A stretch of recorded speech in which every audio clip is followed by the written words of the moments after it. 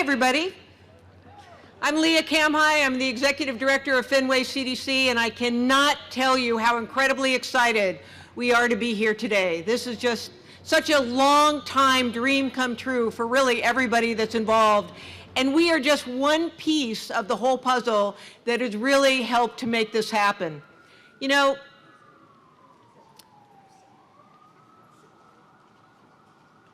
we started writing an article a number of months ago about what it took for this purchase of Newcastle Saranac to happen. And the article kept getting longer and longer and longer. And I'm thrilled that all of you are here today. Literally every single organization, entity, public-private partnership is represented here today, and we couldn't be more thrilled. But as we've sort of writing this article, we said we really need an appropriate heading.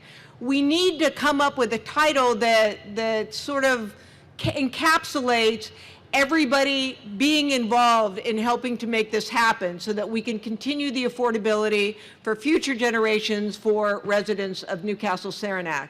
And we were thinking about, well, you know, should we just call it It Takes a Village? You know, that's kind of an overused moniker. We like it, but it's, you know, everyone uses it. So we called our friend Bill Bronner at CDAC, and Bill said, well, what about Everyone to the Rescue? And I thought, you know, that's just really perfect, because that's exactly what happened in order for us to be able to purchase this property. So you can read about it in your program here. It's a little shorter version than what our original press release was. And that's only the start of it. And then the other piece that really had to happen was closing this property and closing it on time. And to do that, there were a whole crazy series of emails and phone calls and conversations and hastily, you know, sort of drafted documents that had to be double-checked and triple-checked. And it was really nothing short of phenomenal that this acquisition got closed in early January. And really a testament to not only the will, but the capability and the passion of everybody that's here today. But what I also want to say, which I think is even more important, is that we had our partners at Shochet and the CDC had our first meeting with the residents a number of months ago. We've met a couple of times now, but we had our first meeting. And I sort of forgot about all that. I mean, I think in the hurry to get everything closed and to make sure that the paperwork was done and all the I's were dotted and the T's were crossed, it's like we're sitting across from 30, 40 residents that were there in the room who had lived here for generations, and it hit me that this is what it's all about. And that we are really nothing more than stewards for the next generation and the generation that will come after that to be able to live here, raise their families here, grow old here, and just continue to live in this really marvelous community that just keeps getting better and better. So thank you. Thank you very much for being here. We would not have at all, this would not have been made possible without our partners at Shochet. And so I want to call Rick Henkin up to the podium to say a few words and also to introduce the speakers who are here today. Thank you so much.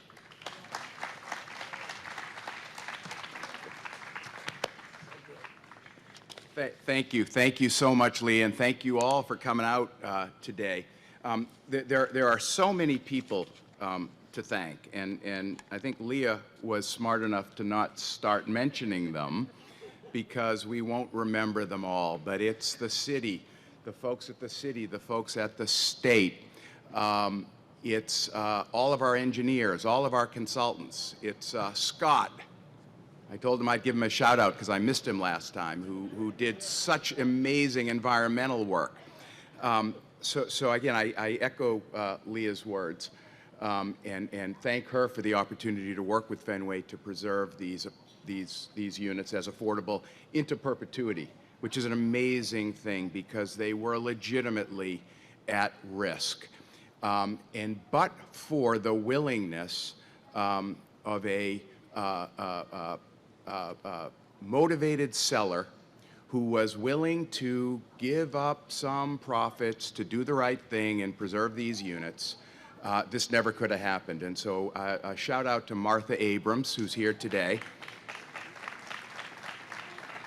And it was dicey along the way, but we got there. And a shout out to her dad, who can't be here today. He's down in Florida, but, you know, 40, 45, 50 years ago, he built these units and ran them as affordable for a very long time and kept them going despite not enough resources, and then was willing in the end to do a preservation transaction that's allowed us to keep everyone in place and make sure that these apartments are available for people who come along next. We are just stewards.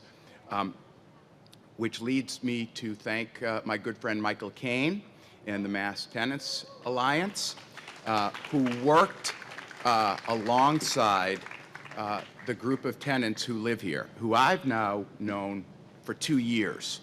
And I got to tell you, they are some of the nicest folks that I've ever had the opportunity to work with.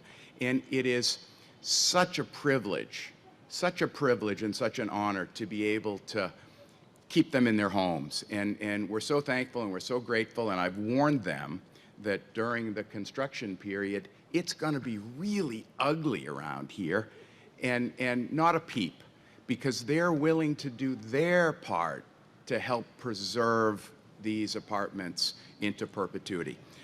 So with that, I'd like to introduce Mayor Walsh, and I'd like to just say that no mayor in my lifetime has been a greater, more effective advocate for affordable housing than Mayor Walsh. His leadership, and so importantly, his empowerment of a creative, action-oriented team led by Chief Dillon and Tim, who's just been amazing for the BPDA. Because of his leadership and his willingness to empower his folks, they were able to come in and provide the final critical piece of the really, really complex Newcastle puzzle. So really, thank you so much to the folks in the city, and Mr. Mayor, thank you so much for all that you do for affordable housing.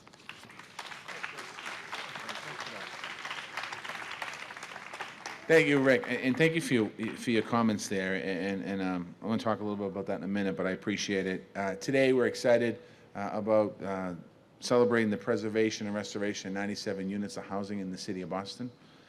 97 individuals and families have an opportunity to stay in their homes and more importantly, stay in the community that they love and that they build. So I want to congratulate all of you. I generally make the mistake of introducing people and announcing people, so I'm going to get in a little trouble here. And anyone who I don't announce, I love you more than the people I announce. So just so you know that, all right? Just so you have that down. I want to thank Leah and Fenway CDC for the incredible work that CDC does. Thank you very much. I want to thank Rick. I want to thank Sheila Dillon. I want to thank Beverly, Janelle Chan, Crystal Cornegie, Roger, Tim, elected officials, John Santiago, Sonia Chang Diaz, and Sonia Chang Diaz, City Councilor Kim Janey, former City Councilor Rosario Salerno, for your work over the years in the different aspects of all of our lives, whether it's an advocacy role or it's an elected official role or it's an advocacy elected official and back to advocacy role. Thank you all. Michael Kane, you know, Michael and myself go back a long way. When I was a state representative, it was a lot easier when I was a state representative. Michael came in with a proposal, and I said I supported it, and that was it. I became the mayor. Mike comes in with a proposal, I have to look at it, and it's a whole different conversation. But I want to thank Michael and the Mass Alliance of HUD tenants, all of the advocates and people that are here today, for the BPDA, City Councilor Josh Zakem is with us as well. Thank you, Councilor Zakem. Thank you all for the great work you do. I had State Representative Byron Rushing is here. Thank you, Representative Rushing. I had a breakfast this morning with somebody, and we were talking about housing in the city of Boston, and we were talking about economic development. And in 2014, when I became the mayor, Boston was on a bubble of this incredible economic burst, where companies and people wanted to live in the city of Boston, and the baby boomers who moved out wanted to come back. People who moved out years ago, left Boston and left Dorchester, where I grew up, because of whatever reason they left. Now they want to be back in the city, and all these young people coming to school here. They want to live here. They weren't getting educated here and going to New York or Silicon Valley. They want to stay in Boston as well. The kids that grew up in Boston want to stay in Boston. They don't want to get out either. And we had all these companies moving to our city, and we have this incredible perfect storm, if you will, when it comes to housing. In the last 5 years, we've had about 120,000 new jobs in the city of Boston and about 50,000 new people living in the city of Boston in the last 5 years alone. So when you think about the strain on our housing market, with not really having a full-scale plan, if you will, to talk about that. And I sat with Sheila and I said, we have to do something differently here. And Sheila started to put together a housing plan, and we did. We put together a housing plan that created 53,000 units of new housing by the year 2030. And as we're in the midst of the housing plan, literally, we thought by 2030 we'd have a population of 700,000 people and would build these 53,000 units of new housing. We realized 2 years into the housing plan that it's not enough, and we're already at the 50,000 goal.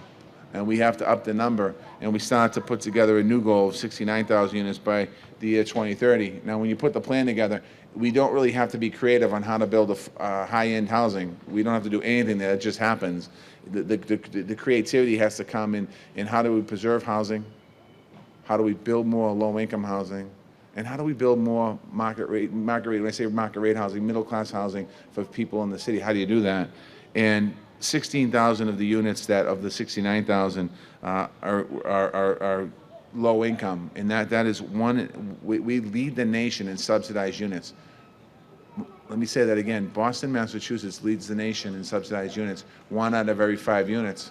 And it's not, I don't need a clap for that, but when you think about that, no other city leads this way, but yet if you look in the mirror, you realize we're not doing enough. No matter what we've done. I mean, think about that, and then you take that around the country. There's not enough around the country. I'm not going to get into a big national conversation about Congress and Senate and this administration not fully doing their job. This has been going on for a decade, where we need the federal government to step up and appreciate and really understand what they have to make investments for Americans all across America, which I'm not here today to talk about. I'm here today to talk about this incredible, what we've done here. Newcastle Saranac Tenant Association oversees the quality of life here. I want to thank the residents for your advocacy and your continued engagement. I want to thank you for showing up at a meeting. I want to thank you for letting your voice be heard. I want you to thank you for a little passion, if you had to do passion every now and then, because it was important. But it pays off. The result of what you did is here today. The result is a happy occasion where you have the city, the state, and all of us together, and nonprofits and for-profits and all the people together talking about how do we preserve housing. This kind of project that we're talking about today is very important to the city of Boston. As I mentioned, Boston is a city of opportunity where everyone can build strong lives for themselves and their families. My parents are immigrants. They came from Ireland to Boston, Massachusetts. They came from Ireland. They didn't have anything. They met here. They got married. They were able to buy a 3-family house in 1967 for $17,500. They bought that house at that time because they needed the rent from the 2nd and 3rd floor to be able to pay for the mortgage. Now that mortgage seems like a joke today, but at that time it was a big mortgage. They raised 2 boys. One of them became mayor of the city of Boston. That's the American dream, I guess, if you will. It doesn't matter what the children do. There's so many stories. Half of us, more than half of us here are sons and daughters of immigrants. According to the numbers, 50% of us in this yard today are direct sons and daughters of immigrants. 28% of the people in this city are from another country that are invested in our city. So it's important that we continue to be a city of opportunity for everybody. And what does that mean? That means affordability in housing. That means keeping families rooted in their communities and their neighborhoods and have a sense of pride of what neighborhood they come from. Just like the people, the immigrants that are here today, I know many of you talk very fondly of the village you came from in Ireland, or the countries you came from. My mother talks about the village she came from. My father used to talk about the village he came from. Well, our village is the Fenway area. That's your village that lives here. My village happens to be Dorchester.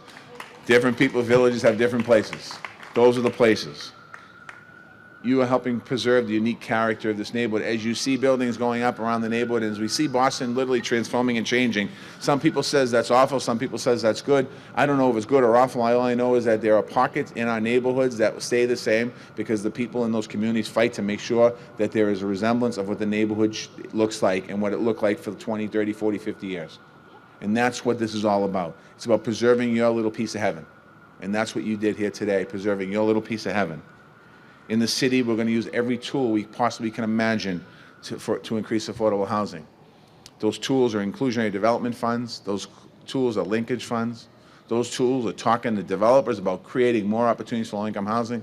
Those tools that myself and Councilor Janey use, we send bills to the legislature to work with them, and they send bills to the legislature. They push the administration to do a housing bond bill, the largest in the history of the Commonwealth of Massachusetts. The last housing bond bill the legislature passed. That money directly flows down to cities and towns across Massachusetts, and we advocate for that in the city of Boston. And those are the tools that we have to do. Our tools are also the advocates. Our tools are also your voices. Our tools are our constituents. Our tools are all of the people that need to continue to talk about how we move forward. We're leveraging in Boston our citywide growth to make sure people aren't priced out of the neighborhood. We've lost people that have been priced out of the neighborhood. We know that. I know that. I see in my own neighborhood, the street I grew up on, all three-deckers, no parking, no backyard, no front yard, no driveway, nothing. I've watched people on that street have to leave or move out, and the people that are coming in are young and new, and they're out there, and they mean well, but that old way of, we have houses on my street I grew up on, they're named the houses, the Casey houses across the street from us, the Longs houses across the street from us, the Bradley houses to my right, and the Lynch houses to my left. Those houses still have those names today that when I grew up, but they're no longer there. The people are no longer there. So we have to continue to fight to make sure that we don't lose more people. We're also proposing rule changes to protect tenants' rights and unfair evictions. We have a bill right now at the legislature that I know we all support, that tenants who are being evicted, they don't have representation in the courtroom. I'm not a lawyer, and when I was a state representative, I had this young woman that asked me to go to court with her, to Boston Housing Court. I coached her in softball many years before that. I went up as a state representative. I'm not a lawyer. I was in housing court. She owed about $1,600 back in back rent to the Boston Housing Authority. I was not the mayor at the time. She was being evicted. I walk in there, I'm representing her, and I'm not a lawyer, and I happen to see a lawyer who's a friend of mine who's now a judge, and he took on the case. And because he was in the courtroom that particular day, she was not evicted with her kids that particular day. But that doesn't happen every day. We need to make sure that people have representation in the courts, something that should be a constitutional right. And we're working towards changing that. So we're going to use all the tools we have. We need to make sure that we continue to not get down. Again, I'm not going to go too much into the national politics, but we don't have federal investment in housing. We know that. So there's a couple things we can do. One is we can bury our head in the sand and pray that someday we'll get housing back, money back in the federal government, or we can advocate, continue to advocate right now, lay down the foundation, just like in the beginning when a lot of activists here laid down the foundation 20, 30 years ago at the State House and started to see the state get more invested. We have to reinvent that at the federal level, and we should start that. We should continue that right now, and don't take that for granted. Newcastle Saranac represents high-quality, affordable housing that all of our working families deserve. For residents, many residents in this development have been here for decades. They're going to continue to call this home. We're just here to say thank you. Yesterday, we were in East Boston. We cut ribbon on a East Boston CDC property, units of housing, low-income housing. It was great. It was a nice day. It was a celebration. Today we're here. Tomorrow we're going to be at Bartlett Yard. We are talking about the work that we're collectively doing might be slow and it might be frustrating, but the work we're collectively doing is working. And we're going to continue to fight every single day so that people in the city, particularly people who don't earn good wages right now, have an opportunity to stay in our city. So thank you very much.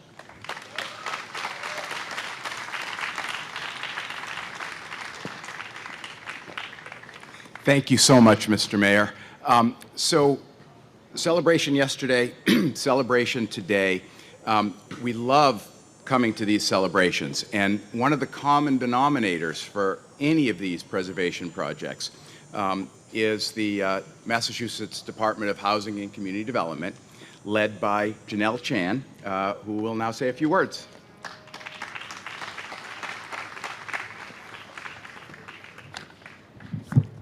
Good morning. Thank you, Mr. Mayor, for being with us today to celebrate this incredible project. And thank you so much for sharing your immigrant story. As everyone here can attest, this project took a lot of work. A lot of projects take a lot of work. But this one particularly took a lot of work. And it was actually one of the first projects that came across my desk as undersecretary. And one of the first conference calls that I dropped in on, I heard the passion and the commitment everyone on that call had to make sure that we preserve these units in the South End. And so I took the T here. And I remember I still go to Wally's, enjoy the jazz over there. And there's a lot of folks who want to be in this neighborhood, right? It's a great place to be, to have your family, to raise your family here. And that's probably why a 2-bedroom unit goes for easily over $4,000. That's why when you buy a place out here, a square foot is probably $1,100 a square foot, right? These are the prices we're faced with in the South End. And that's why this project is so special and so important for us to preserve. We often talk about capital in our business, right? Capital in terms of how much we invest in our project, how much LIHTC's in our project, how much SIPIF funds we have in this project. What we don't talk enough about is the social capital. The social capital we're preserving. What I mean is the bonds that have been built through generations of families who have lived here.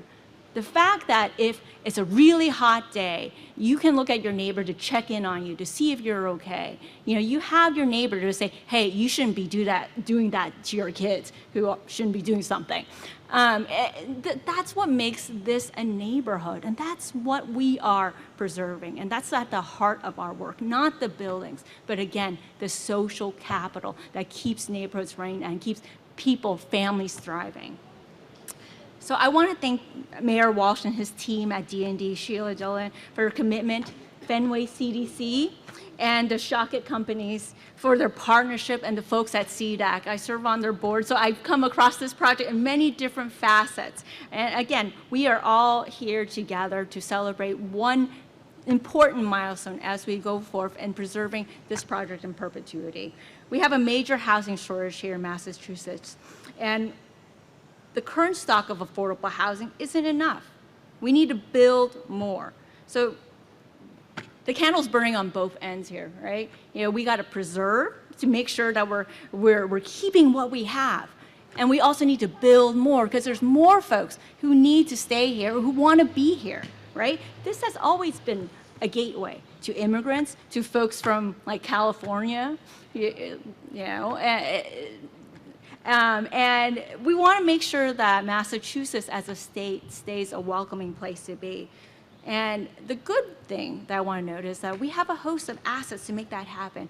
These are our tools in which we can meet this production challenge. We have a robust network of partners, quasi-government agencies like Mass Housing, CDAC, our nonprofit friends such as Fenway CDC, who are working with us to increase the supply of affordable housing. We are one of the only states that have the level of LIHTC, or low-income housing tax credits, around. We have our own rental vouchers. That's special. We are the only right-to-shelter state in the nation for homeless children and families. We have committed public servants in our legislature who helped us pass the largest housing bill in our state's history. I'd like to thank Representative Santiago, Senator Chang Diaz, and I'd be remiss not to thank Byron Rushing for all your support and your leadership to help us pass this bill. And finally, we have an incredibly diverse coalition of folks to try to get housing choice passed. This is an initiative to increase housing production. While housing choice legislation will not change the zoning in Boston, we think it's going to help because housing is a regional issue. It's a Commonwealth issue. We all have to do our parts. And this legislation allows the local folks in their communities who want to produce more housing to produce it. We're removing that roadblock, right? So that's why it's important. And with Governor Baker's leadership on housing, I believe we are in a strong position to tackle the challenge that's ahead. So thank you everyone for allowing us to participate, for helping us preserve the neighborhood, the capital, and this project. Thank you so much.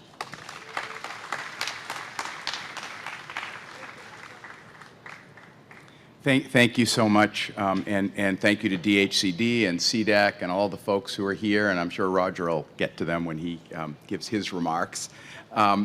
I'd next like to invite up to say a few words one of our residents, Kim Wilson, so that we can hear from someone who's actually a direct beneficiary of all of this, all of our efforts, what it means to her.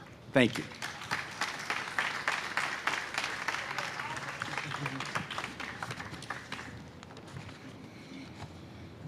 Good morning. I'm Kimberly Wilson, and I'm a resident of the Newcastle Sneerins Apartments. For the last 6 years, I've lived here and called this home. I'm also a member of the Tenant Association. I'd like to tell you, I will always remember the day I got the letter that I came to the top of the waiting list for the apartments here and came in for my interview, actually on my 50th birthday. My friends took me out to lunch, and I'm like, no, I gotta go because I really want to see what this happens. From the beginning of living here, I felt a sense of community and had lovely neighbors who I could depend on. I might say, it does not help that the lady that lived next door to me sat in front of me in the church that I went to across the street for the last 20 years. That actually was one of the biggest surprises. Hearing from her how she raised her children here, her grandchildren came to visit her here, that she had lived here since the beginning of the building had opened, and coming to visit her and seeing her little apartment, I said to her one day, I said, you live in a fabulous area, and I'd love to live here. Before I moved in, I always said that this place was great because, A, it was across the street from my church, which was really easy to get to. I love the park that you have here. I used to come on Friday nights before choir practice and sit out in the park and just look at the people and say hi to the people who came in the building. The walk pathways, the stores and services around, and just how everybody used to come and just sit here in the parks, sit at the parks across down here at Northeastern area, and just see the kids play. That really impressed me. After living here for a short period of time, I heard the news from one of my fellow tenants, the rumor that was going around the building that the building was going to be sold. Knowing this area of Boston, I figured out the building would be turned into college dorms for Northeastern or luxury apartments. This made me mad because everywhere you look around the city of Boston, luxury buildings are going up. Management had a meeting with the tenants, and I was impressed with the owner. Mr. Abrams came all the way from Florida to speak to us. He was there, he had private agencies there, and he also had the city of Boston there to speak to us, to ease our minds and tell us that they were going to keep this area affordable for us. Knowing this, I felt like some of the other tenants did, that during this meeting, we had a voice. We expressed how we felt, that we were going to be at the table through this whole entire process to keep where we lived affordable. I will say through this whole entire process, we as a tenants organization have learned through outside agencies that have come in to help us, through the Mass Alliance for HUD Tenants, they've all rallied around us to help us keep where we live affordable. To my amazement, I will say, as a tenant organization, we created surveys, and a good fair number of people filled them out. On these surveys, we asked, how do we like to develop the area we live in? How is your apartment? How is your building? We also rallied by going and participating and speaking out at the State House, locally, for funding for affordable housing, because we all know that if we don't do it, it's not going to get done. Our voices have to be heard. We also went and helped and advocated to get $20 million in funding from the city of Boston for our housing. And we can continue to go and fight to get affordable subsidies for us to live in here. We all know that we all work very hard. I think it's probably one of the few developments I've ever lived at that I think almost everybody works. And we're just working people trying to make a living for ourselves and to keep a roof over our heads. All the members of the Tenant Association are people that care about what happens to our lives and what happens here in this area, in our apartments. And we're all here to improve the capacity and the quality of life for us. We are all thankful for that the building has been preserved as affordable and no one has to move out.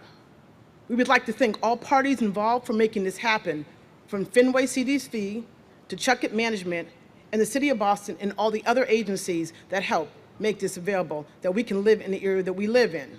But this is just the beginning.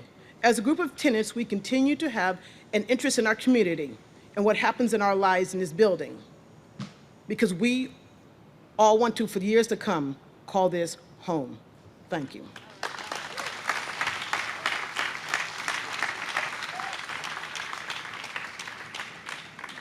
Thank you, Kim. So, like DHCD, to get to any of these celebrations, usually CDAC's fingerprints are all over these deals. And we're so grateful for the help and support that we got from CDAC. And one thing, that I learned over this process was, do not get in Bill Bronner's way when he's going for a preservation transaction, because he will get it done.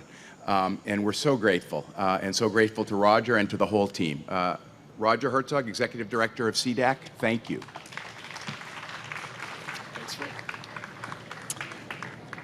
Thank you, Rick, and good morning, everyone. Thank you especially to Kim for those beautiful words about the importance of this preservation. You said it in a way that none of us can articulate as well. I want to start by offering congratulations to our developer partners who formed a dynamic joint venture, the Fenway CDC and the Shockett companies. CDAC has a long-established and productive relationship with Fenway and has provided financing for many of the CDC's housing development projects, including the recent preservation of Burbank Gardens, among others. CDAC has worked for many years with Rick on preservation policy, but this is our first lending activity with Shockett. Congratulations to the boards, to the staff, and the high-quality development team that this joint venture has brought to Newcastle Saranac.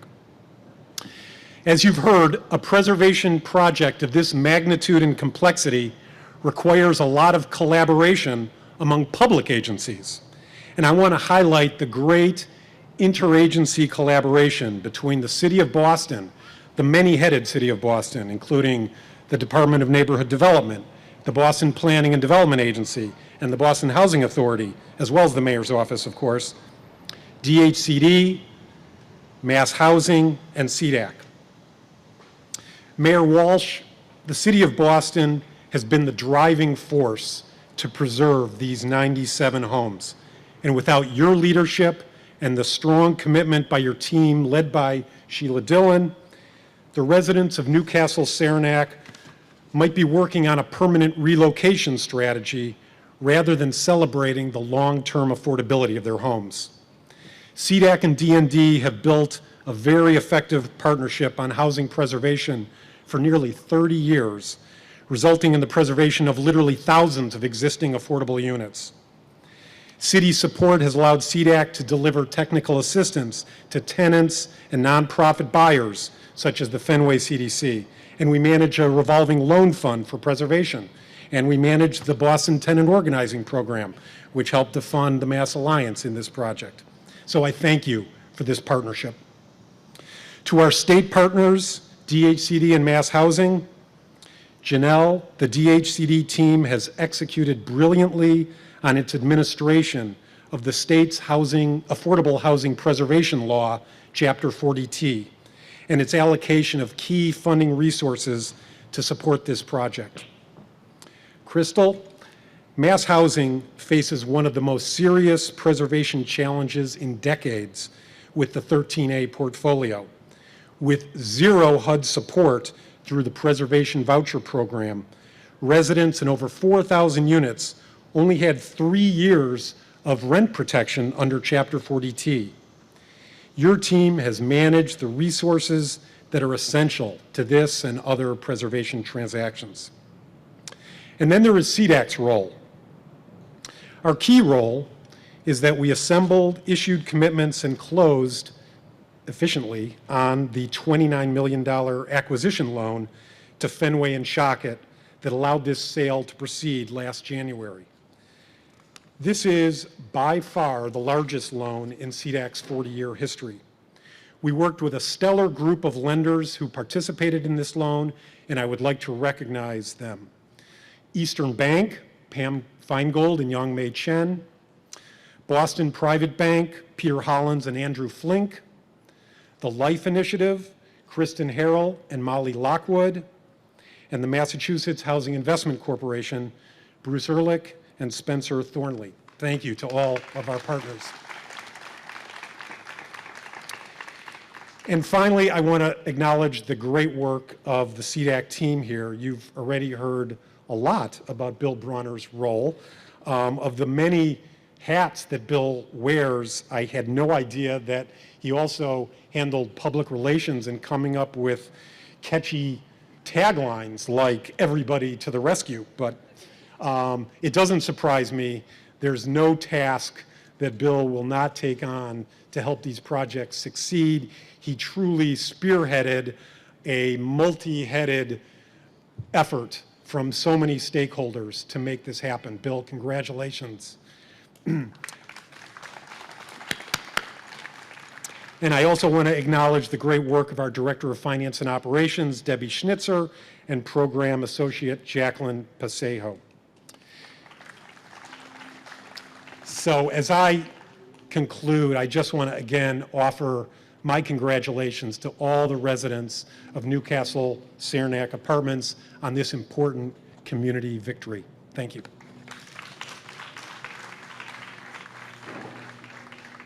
Thank you, Roger. So for those of you who don't do this work every day, I think we've gotten the point across that it's pretty complex, and it takes so much energy and so much creativity. And I don't know anyone with more energy or more creativity than my good friend Crystal Cornegay. You know, and maybe I shouldn't say this on the record, but I will. You know, it's so great working with Crystal and her folks because they've been able to find creative ways to not let rules get in the way of results.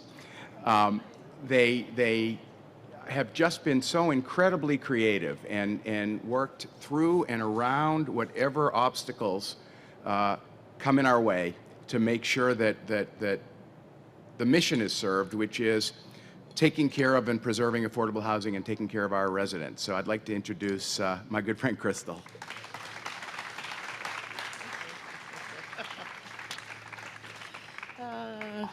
Oh boy. I was in a meeting recently and we were talking about sort of our management styles, and someone was describing me as, you know, so this person doesn't follow any rules. And I was just like, that is so not true about me. But so, anyway, I think rules are meant to create the environment by which we all intend to do good things, right?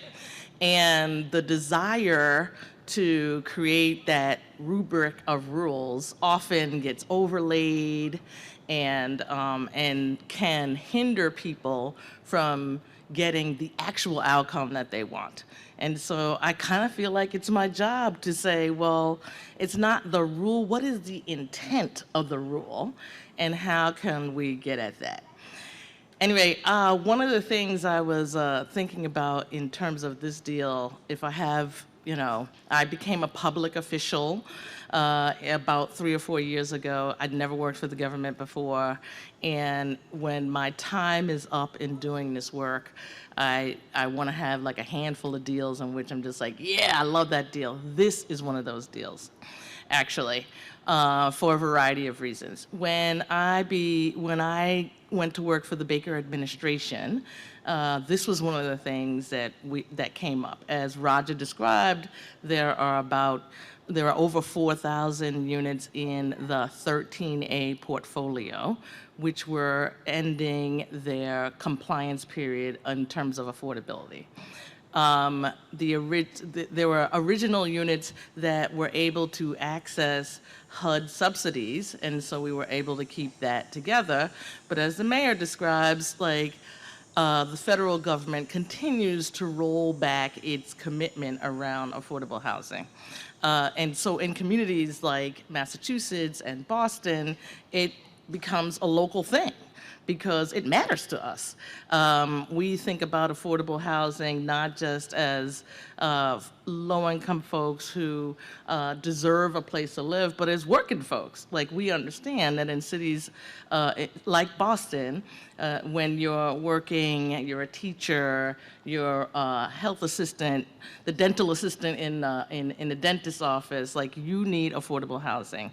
And it's incredible to have leadership in the state government and in local government who understands that and gives us the resources and the wherewithal to put these kinds of deals together. It's an incredible thing for those of us who are committed to this and working it every day.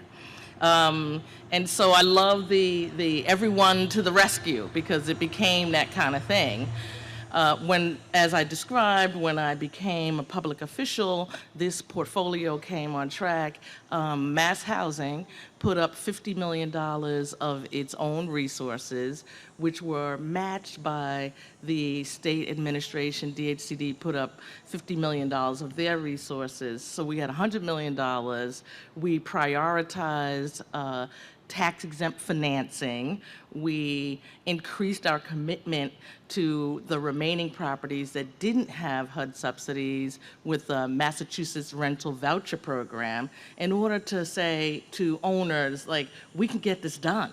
Help us get this done. And lo and behold, that worked in many communities, and it became a stretch in communities like Boston. Because of the prices here and what it took to save those kind of communities. And the incredible partnership with the legislature, the city council, the mayor's office in order to get a deal like this done was tremendous. And so we developed this program in which we said, like, each 13A property got this much resources, that kind of thing.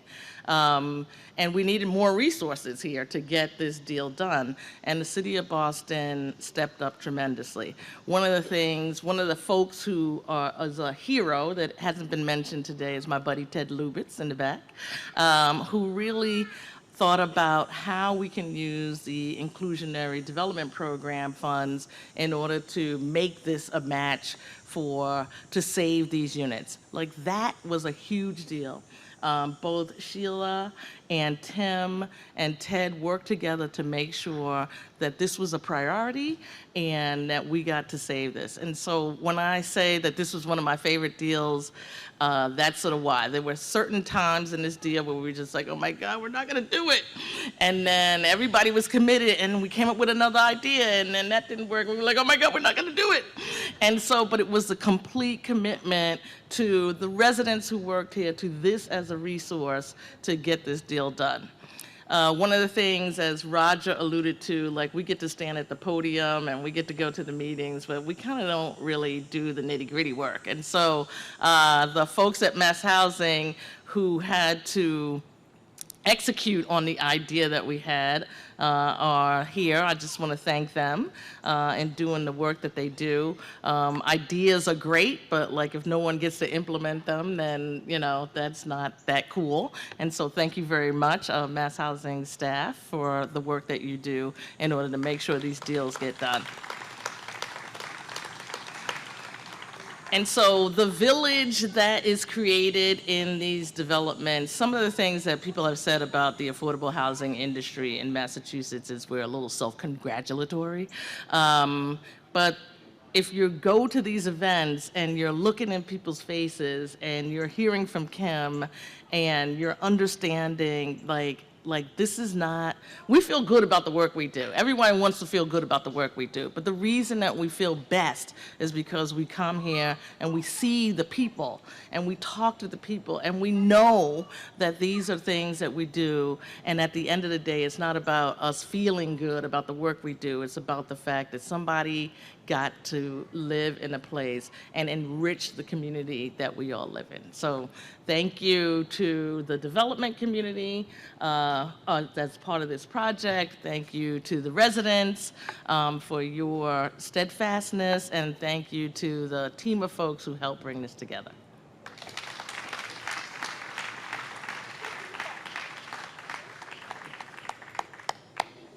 Thank you, Crystal. So this is, as it was alluded to earlier, this is a second preservation deal that Fenway CDC has been involved in the last 3 years. And I don't know that we, that we thought that we would be here today doing this, but we're really thrilled. Really thrilled to be a part of it. I just want to recognize Councilor Zakem in the back. He's a carpetbagger like we are.